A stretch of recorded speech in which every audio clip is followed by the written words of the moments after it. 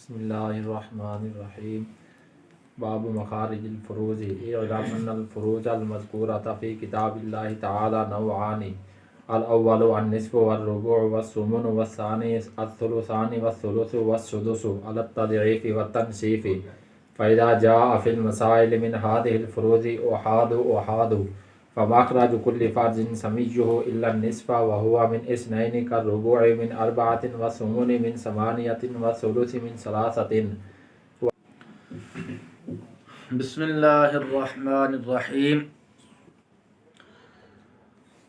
مصنف رحمہ اللہ جب فروض، ذوی الفروض اور عصبات کے بیان سے فارغ ہو گئے تو اب یہاں سے وہ ان اصول و قواعد کے بیان کے اندر شروع ہو رہے ہیں کہ جن اصول و قواعد کی طرف فروض کو تقسیم کرنے میں حاجت و ضرورت ہوتی ہے، جن اصول و قواعد کی طرف فروض کو تقسیم کرنے میں احتیاجی اور ضرورت ہوتی ہے.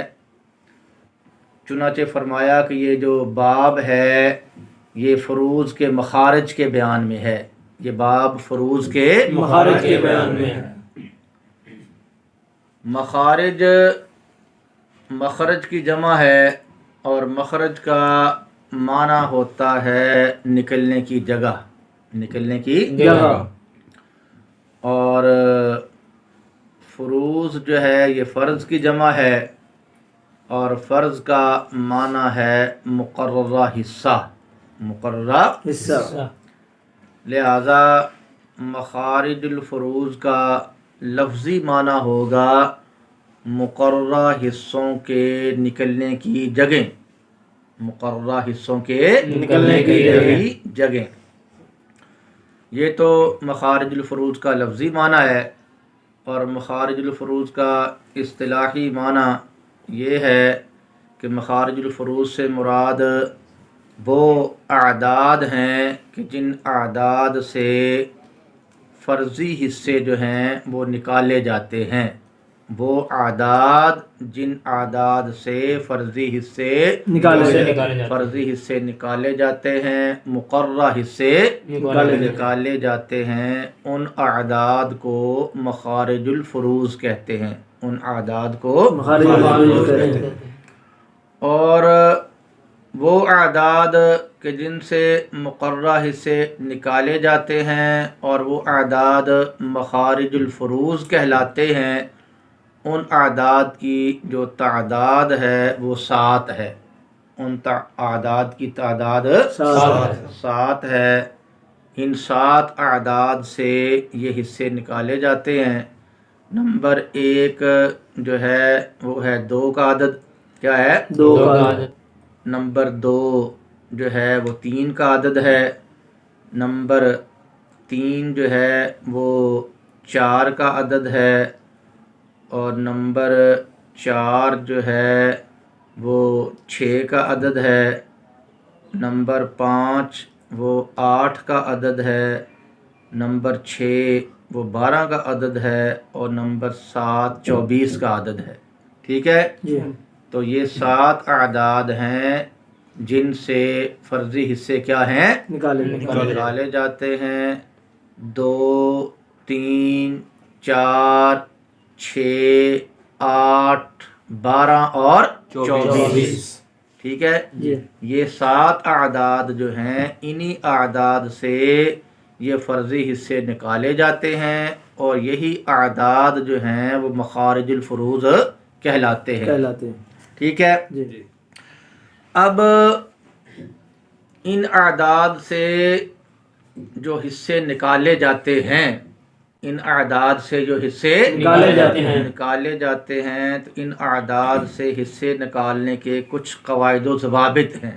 کچھ قواعد و ضوابط ہیں. اور وہ قواعد و ضوابط جو ہیں، جو اصول ہیں ان اعداد سے حصے نکالنے کے، ان کی تعداد جو ہے وہ 5 ہے. ان قواعد و اصول کی تعداد 5 ہے. اب ان اصول اور قواعد و ضوابط کو بیان کرنے سے قبل ہم ایک تمہید بیان کرتے ہیں۔ تمہید کا پہلا مقدمہ، تمہید کا پہلا مقدمہ جو ہم بیان کرنے لگے ہیں، یہ ہم پہلے بھی جو ہے اس کو پڑھ چکے ہیں، ہمارے گزشتہ اسباق کے اندر یہ بات آ چکی ہے، لیکن آج دوبارہ جو ہے ہم اس بات کو تازہ کرتے ہیں، کیونکہ اگلے جو اصول و قواعد بیان ہو رہے ہیں وہ اسی بات کے حوالے سے ہیں، اس لیے ہم اس بات کو دوبارہ جو ہے وہ تازہ کر لیتے ہیں۔ کتاب اللہ کے اندر جو حصے مذکور ہیں وہ 6 حصے ہیں۔ کتاب اللہ میں جو حصے مذکور ہیں وہ 6 حصے ہیں۔ نمبر 1 نصف ہے، نمبر 2 ربع ہے، نمبر 3 سمن ہے، نمبر 4 ثلثان ہے، نمبر 5 ثلث ہے، اور نمبر 6 سدس ہے۔ ٹھیک ہے، کتاب اللہ میں جو حصے مذکور ہیں وہ 6 ہیں، اور علماء کرام نے ان 6 حصوں کی 2 نوعیں بنائی ہیں۔ ان 6 حصوں کی 2 نوعیں بنائی ہیں۔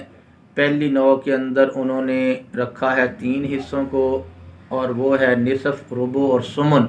نصف، ربع اور سمن۔ اور دوسری نوع کے اندر بھی 3 حصوں کو رکھا ہے، اور وہ ہیں ثلثان، ثلث اور سدس۔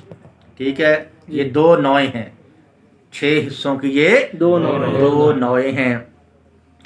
اور یہ بات بھی ہم پیچھے جو ہے وہ پڑھ چکے ہیں، اور یہاں پر بھی مصنف نے بیان فرمائی ہے کہ یہ جو حصے ہیں، یہ جو حصے ہیں، ان کے درمیان جو تعلق ہے وہ تضعیف و تنصیف کا ہے۔ ان کے درمیان جو تعلق ہے ٹھیک ہے، تضعیف کا معنی ہوتا ہے دگنا کرنا، اور تنصیف کا معنی ہوتا ہے آدھا کرنا۔ تنصیف کا معنی آدھا کرنا ہے، اور تضعیف کا معنی دگنا کرنا ہے۔ اس کی وضاحت ہم پچھلے اسباق کے اندر جہاں پر یہ بات آئی تھی، باب معرفت الفروض و مستحقیہا، اس باب کے اندر اس کی تفصیل بیان ہو چکی ہے، اس کی تفصیل بیان ہو چکی ہے۔ یہاں خلاصہ کے طور پر اب یہ بات دوبارہ ذہن نشین فرما لیں کہ چھوٹے حصے سے جب بڑے حصے کی طرف جائیں گے، چھوٹے حصے سے جب بڑے حصے کی طرف جائیں گے تو یہ تضعیف ہے، یہ تضعیف ہے، اور جب بڑے حصے سے چھوٹے حصے کی طرف جائیں گے تو یہ کیا ہے؟ تنصیف ہے۔ یہ کیا ہے؟ تنصیف ہے۔ اور ٹھیک ہے، سمن چھوٹا حصہ ہے، پہلی نوع کا جو سمن ہے وہ کیا ہے؟ چھوٹا حصہ ہے۔ تو جب ہم اس چھوٹے حصے سے پہلی نوع کے اس سے چھوٹے سے بڑا جو حصہ ہے وہ کیا ہے؟ ربع کی طرف جائیں گے، سمن کو دگنا کریں گے تو کیا حاصل ہوگا؟ ربع حاصل ہوگا، اور جب اس ربع کو دگنا کریں گے تو نصف حاصل ہو جائے گا۔ تو چھوٹے سے بڑے کی طرف جائیں تو یہ تضعیف، یہ کیا ہے؟ اسی طرح جو چھوٹا حصہ، دوسری نوع کا جو چھوٹا حصہ ہے سدس، اس سے جب ہم بڑے حصے کی طرف جائیں گے تو وہ کیا ہے؟ ثلث ہے۔ اور ٹھیک ہے، سدس کو دگنا کریں تو کیا حاصل ہوگا؟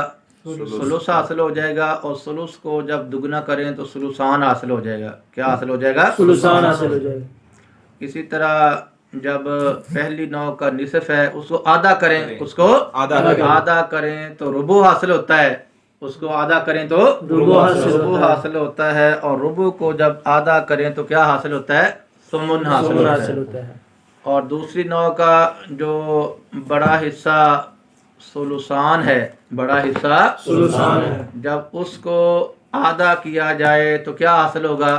ثلث حاصل ہوگا، اور جب ثلث کو آدھا کیا جائے تو سدس حاصل ہوگا۔ کیا حاصل ہوگا؟ سدس حاصل ہوگا۔ اور ٹھیک ہے، اس کی مثال وغیرہ سب باتیں باقی پیچھے گزر گئی ہیں۔ اور تمہید کا دوسرا مقدمہ، تمہید کا دوسرا مقدمہ گو وہ پہلے بھی بیان ہو چکا ہے، وہ پہلے بھی بیان ہو چکا ہے، لیکن آج پھر اس کو دوبارہ بیان کیا جاتا ہے۔ وہ یہ ہے کہ یہ جو کتاب اللہ کے اندر 6 حصے مذکور ہیں، کتاب اللہ میں 6 حصے مذکور ہیں۔ 6 حصے مذکور ہیں، ان میں سے جو نصف ہے، ان میں سے جو نصف ہے، اس کے علاوہ جو باقی 5 حصے ہیں، جو باقی 5 حصے ہیں، ان 5 حصوں میں سے ہر ایک حصہ کا جو ہم نام عدد ہے وہ موجود ہے، ہم نام عدد موجود ہے۔ ربع کا ہم نام عدد جو ہے وہ 4 ہے، اور ٹھیک ہے، اور سمن کا ہم نام عدد جو ہے وہ کیا ہے؟ 8 ہے۔ ثلثان اور ثلث ان کا جو ہم نام عدد ہے وہ 3 یعنی 3 ہے، اور سدس اس کا جو ہم نام عدد ہے وہ 6 ہے یعنی 6، ٹھیک ہے۔ جی باقی رہ گیا جو نصف ہے، اس کا ہم نام عدد نہیں ہے، اس کا ہم نام عدد نہیں ہے، اس کا چونکہ ہم نام عدد نہیں ہے اس لیے اس کا معین و مددگار عدد جو ہے وہ 2 کو بنایا گیا ہے، اس کا معین و مددگار عدد 2 کو بنایا گیا ہے، ٹھیک ہے بھائی جی۔ یہ تمہیدی گفتگو ہے، اور یہ والی دونوں باتیں تقریباً ہم پیچھے پڑھ چکے ہیں، ان باتوں کو ہم پیچھے پڑھ چکے ہیں۔ اب مصنف رحمہ اللہ نے جو 5 اصول و ضوابط بیان فرمائے ہیں، جو 5 اصول و ضوابط بیان فرمائے ہیں، ان 5 اصول و ضوابط میں سے جو پہلا قاعدہ ہے، پہلی اصل ہے، پہلا جو قانون ہے وہ یہ ہے کہ جب کسی مسئلہ کے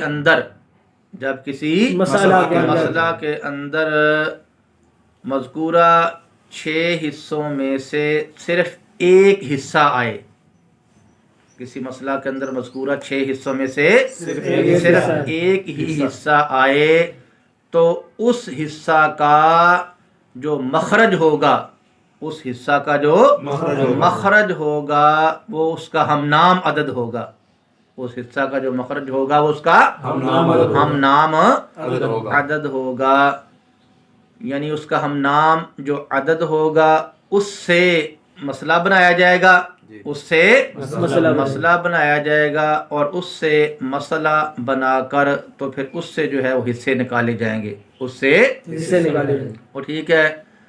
اور چونکہ جو ربع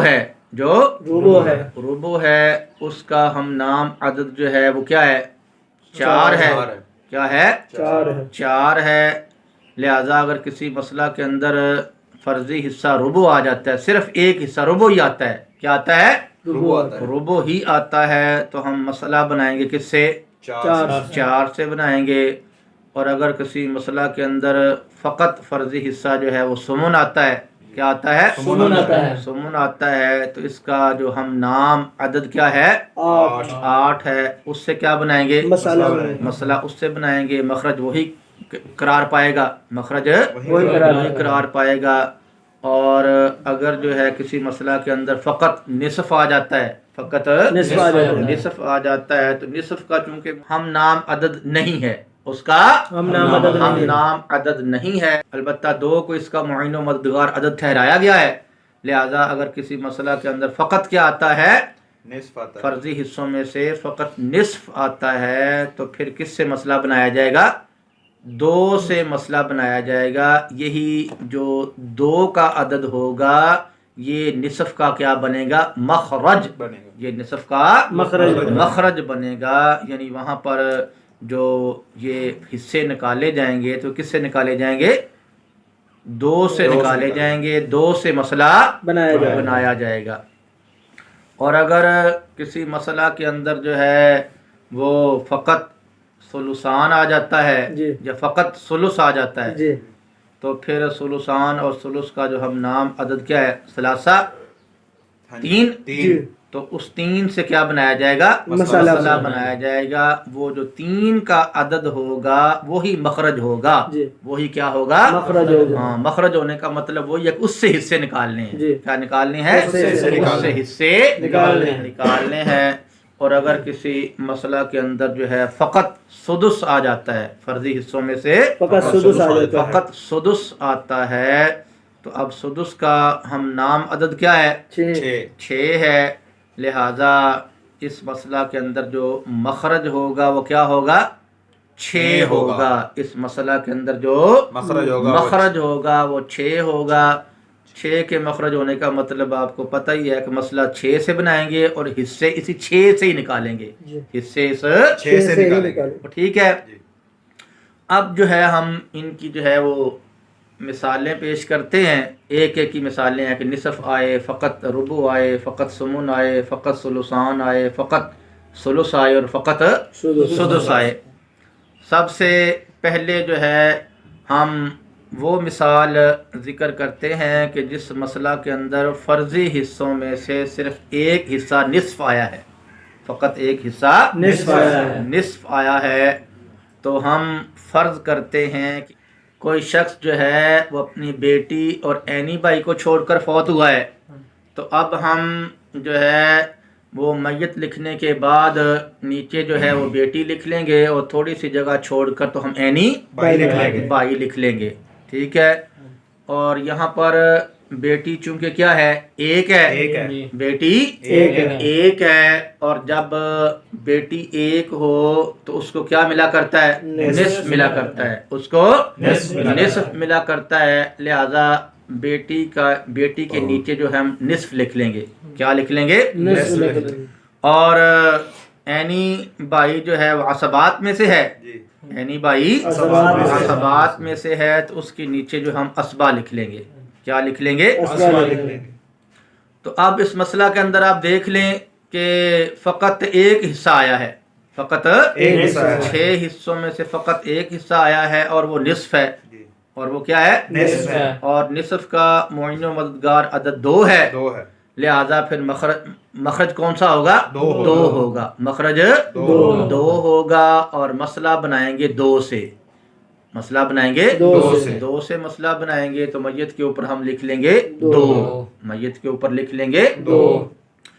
تو اب اس 2 سے حصے نکالنے ہیں.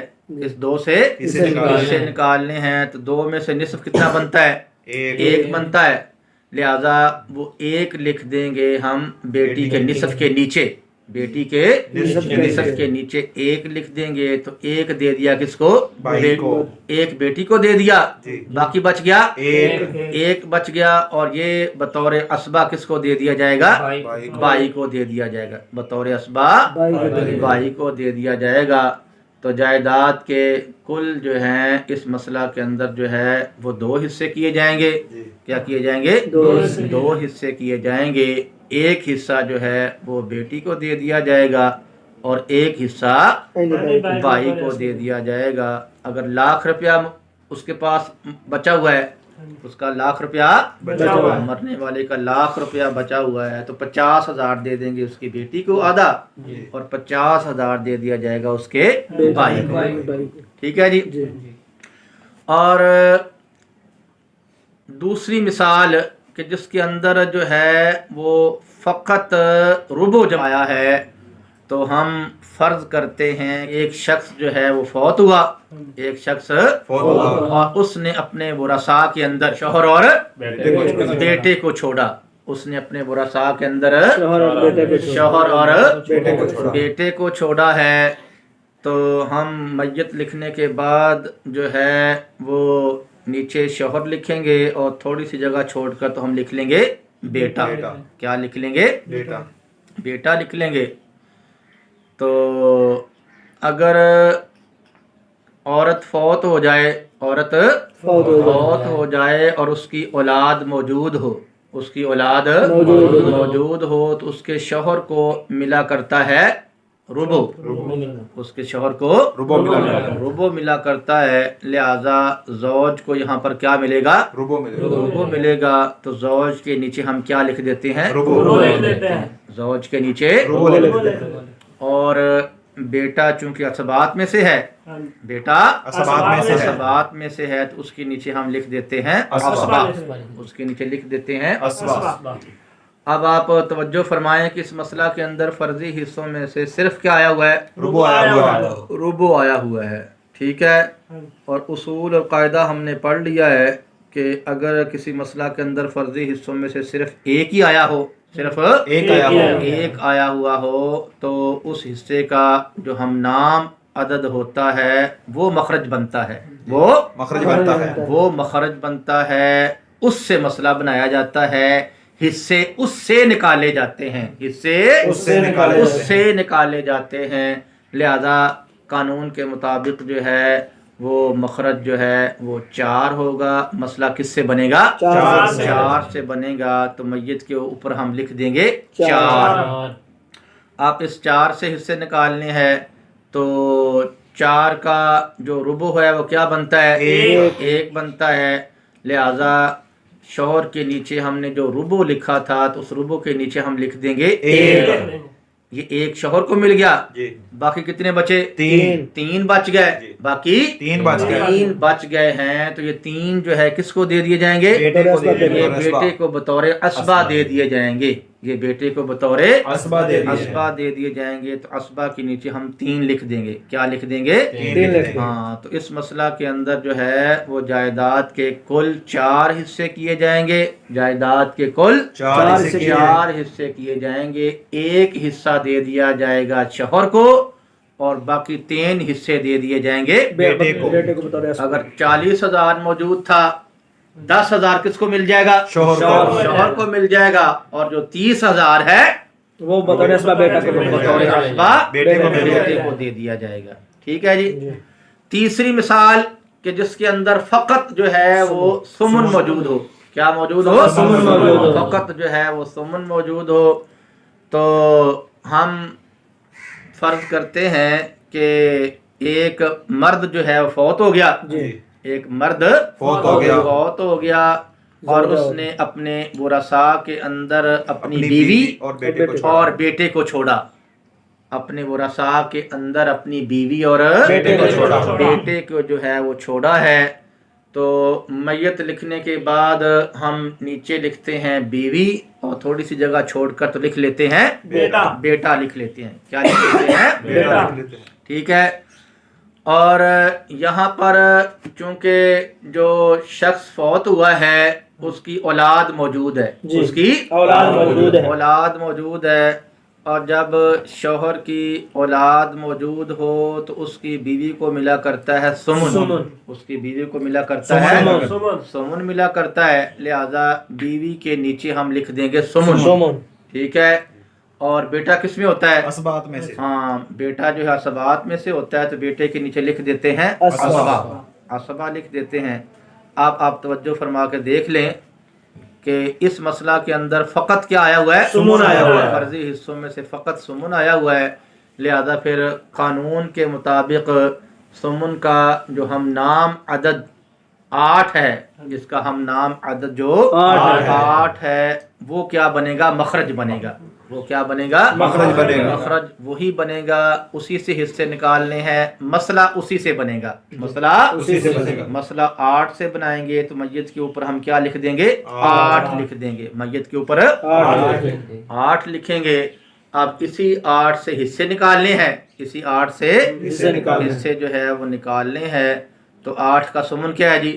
1 ہے، تو وہ 1 جو ہے وہ ہم بیوی کے ثمن کے نیچے 1 لکھ دیں گے، بیوی کے ثمن کے نیچے 1 لکھ دیں گے۔ تو یہ 1 کس کو دے دیا؟ یہ بیوی کو دے دیا، باقی بچ گئے 7 بچ گئے، تو یہ 7 جو ہیں وہ بطور اسبا کس کو دیے جائیں گے؟ بیٹے کو دیے جائیں گے، بطور اسبا بیٹے کو دیے جائیں گے، اور ٹھیک ہے۔ تو جائیداد کے کل 8 حصے کر لیے جائیں گے، جائیداد کے کل 8 حصے کر لیے جائیں گے، جن میں سے 1 حصہ بیوی کو دے دیا جائے گا اور جو 7 حصے ہیں وہ بیٹے کو بطور اسبہ دے دی جائیں بیٹے گے کو بطور اسبہ دے دیے جائیں گے اگر 80,000 اس کا بچا ہوا تھا 80,000 بچا ہوا تھا تو 10,000 دے دیا جائے گا بیوی کو بیوی کو اور 70,000 دے دیا جائے گا بیٹے کو اور اگر 40,000 موجود تھا تو تو 5,000 دے دیا جائے گا بیوی کو بیوی کو اور 35,000 35,000 دے دیا جائے گا بیٹے کو۔ بیٹے کو دے دیا جائے گا ٹھیک ہے بھائی جی اور چوتھی مثال کہ جس کے اندر فقط جو ہے وہ ثلثان موجود ہو فقط ثلثان موجود ہو ثلثان موجود ہو تو اس کی مثال یہ ہے کہ ایک شخص جو ہے اپنے ورثاء کے اندر وہ اپنی 2 بیٹیاں اور ایک چچا چھوڑ کر فوت ہوتا ہے 2 بیٹیاں اور ایک چچا چھوڑ کر فوت ہوتا ہے۔ چچا جو ہے وہ چھوڑ کر فوت ہوتا ہے تو میت لکھنے کے بعد جو ہے ہم نیچے 2 بیٹیاں لکھتے ہیں اور تھوڑی سی جگہ چھوڑ کر تو ہم لکھ لیتے ہیں چچا ٹھیک ہے تو بیٹیاں جب 2 یا 2 سے زیادہ ہوں تو ان کو کیا ملتا ہے ثلثان ملتا ہے لہذا بیٹیوں کے نیچے ہم لکھ دیں گے ثلثان اور چچا اسبات میں سے ہوتا ہے جی تو اس کے نیچے لکھ دیں گے اسبا لکھ دیں گے اب آپ توجہ فرما کر دیکھ لیں کہ اس مسئلہ کے اندر فقط کیا آیا ہوا ہے ثلثان آیا ہوا ہے لہذا پھر قانون کے مطابق جو ہے ثلثان کا جو مخرج کیا ہوگا 3 ہوگا اس کا مخرج 3 ہوگا اسی 3 سے ہی ہم نے ثلثان کو کیا کرنا ہے نکالنا ہے یعنی مسئلہ ہم بنائیں گے کس سے 3 سے مسئلہ 3 سے جو ہے وہ بنایا جائے گا تو میت کے اوپر ہم لکھ دیتے ہیں 3 میت کے اوپر 3 لکھ دیتے ہیں تو 3 کا ثلثان کتنا ہے جی 2 ہے 3 کا ثلثان 2 ہے لہذا ثلثان کے نیچے ہم کیا لکھ دیں گے 2 لکھ دیں گے باقی بچا 1 بچا تو 1 بطور عصبہ کس کو دیا جائے گا چچا کو دے دیا جائے گا 1 بطور عصبہ چچا کو جو ہے وہ دے دیا جائے گا تو جائیداد کے جو ہیں وہ کل 3 حصے کیے جائیں گے جائیداد کے کل 3 حصے کیے جائیں گے جن میں سے 2 حصے کس کو دیے جائیں گے بیٹیوں کو دیے جائیں گے اور 1 حصہ دیا جائے گا چچا کو دیا جائے گا اگر اس کے پاس اس نے جو ہے وہ اس کا جو بچا ہوا مال ہے وہ 30,000 روپیہ ہے کتنا ہے 30,000 روپیہ ہے تو 20,000 روپیہ کن کو دے دیا جائے گا بیٹیوں کو دے دیا جائے گا اور جو 1 حصہ 10,000 روپیہ ہے وہ کس کو دے دیا جائے گا وہ چچا کو دے دیا جائے گا ٹھیک ہے جی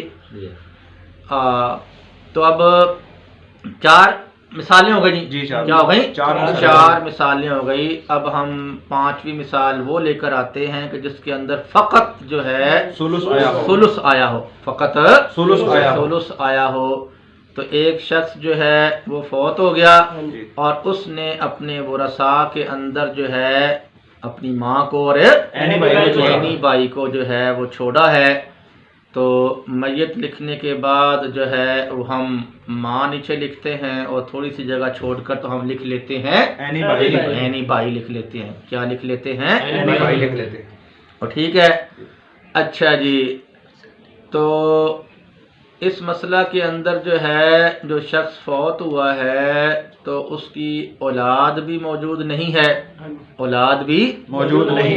اور 2 یا 2 سے زیادہ بہن بھائی نہیں ہے فقط ایک بھائی ہے ٹھیک ہے 2 یا 2 سے زیادہ بہن بھائی نہیں ہے ٹھیک ہے اور ہم نے یہ بات ماں کے احوال کے اندر پڑھی ہوئی ہے کہ جب کوئی شخص فوت ہو جائے اور اس کی ماں موجود ہو اور فوت ہونے والے کی اولاد بھی نہ ہو اور 2 یا 2 سے زیادہ بہن بھائی بھی موجود نہ ہوں تو جو ماں ہے اس کو ملا کرتا ہے ثلث کیا ملا کرتا ہے ثلث ملا کرتا ہے لہذا ماں کے نیچے ہم لکھ دیں گے ثلث کیا لکھ دیں گے اور بھائی جو ہے عصبات میں سے ہوتا ہے بھائی عصبات میں سے ہوتا ہے لہذا اس بھائی کے نیچے لکھ دیں گے ہم عصبہ کیا لکھ دیں گے آپ دیکھ لیں کہ اس مسئلہ کے اندر فقط کیا آیا ہوا ہے ثلث آیا ہوا ہے فقط ثلث آیا ہوا ہے